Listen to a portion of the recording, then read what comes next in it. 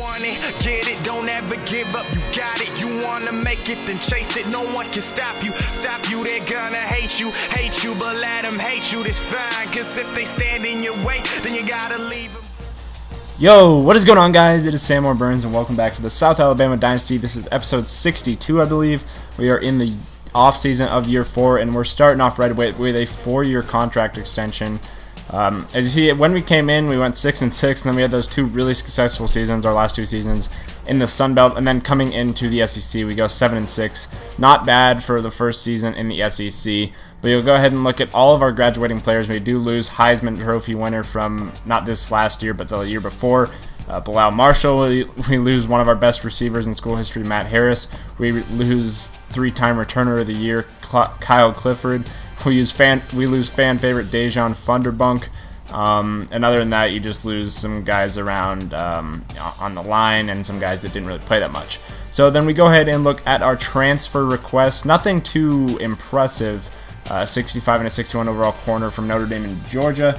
But we go ahead and accept them anyway, just as some filler players. That is a 6'2" corner from Georgia, so maybe we do end up slotting him in if he can improve his overall, because it's nice to have nice tall corners.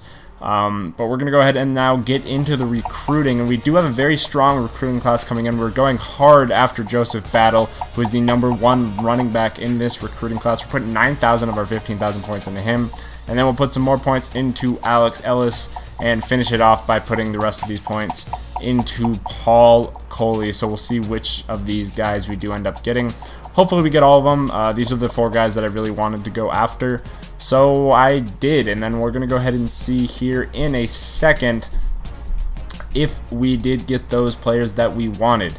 So we see Joseph Battle does commit, as does Paul Coley and Alex Ellis, but we do not get that defensive end we wanted, Bernard Setzer. He ends up coming into Maryland. So you look at our final list of commits for this year, a pretty good list, and you'll see here in a second where we rank in the country overall for our recruiting class. You see Josh Burns right there, the 4-star athlete. Definitely had to go after him, you know it. But we're going to go ahead and look real quick at the recruiting rankings, and you'll see we have the 3rd best recruiting class in the country, and you'll see once again the players that are in that recruiting class just in a little more organized view by star caliber rating. We did have a few 1-stars, but you do need those 1-stars in order to fill out your roster. Especially when you're only like a 3-star program like we are. So then you're looking at the trading results as Tim Neal, an All-American last year, very good. And then you'll see we'll have a quarterback battle between Trevor Haynes and John Tucker. I do believe John Tucker, I'm thinking about starting him. And Caleb Blanchard up to an 89 overall, definitely a good player. I feel like he's going to have a breakout year this coming year. But I feel like we have a really good chance to have good success this coming year in the SEC. We went 7-6 last year. We had some struggles against some teams, but we played really well against other teams. And I feel like if we can turn down the turnovers and actually get some stops on defense this year, we're going to be a really dangerous team. I'm not saying we're going to win the SEC, and I'm not saying we're going to win the national championship yet, but there's definite chance that we're going to be a threat in the SEC and going to, be beating some very high-quality teams as you continue to look at the rest of these training results.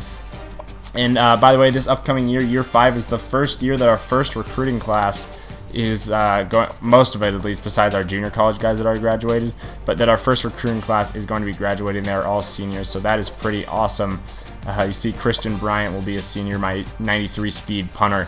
But we go ahead and do something that all of you have been asking me to do for quite a while, but I only can do it in the offseason. South Alabama and Georgia State are switching divisions in the conference. Georgia State to the east and South Alabama to the west. That was my bad. There's just something I kind of overlooked last offseason. I put us in the wrong divisions, and you guys bugged me about it all season. But it's fixed now. You don't have to worry about it. And here's a really sped up version of me adding players to my recruiting board. I'm going to try to stay away from offense recruiting this year. I do have a pretty good offense, and we're all pretty young, obviously, with the #1 player in the land coming in. What's his name? I don't remember his name, but he's the #1 receiver, #1 player. And so I'm going to try to stay away from offense. I want to, besides like offensive line and stuff, I want to try to beef up our defense if I can do that. That'd be awesome. So we're just going to finish adding a few guys to our recruiting board here, and then you'll get a quick look at the schedules for both Georgia State and South Alabama. And unless I did change it to a neutral site game, the Georgia State-South Alabama game once again will be in the Georgia Dome because we switched divisions, so that automatically just makes it how it was last year. So here's a quick look at the schedules before this video ends. We open up with Ole Miss, Louisiana Tech, then play LSU, Vanderbilt, Arkansas, Alabama, Notre Dame, a very tough home game against Notre Dame.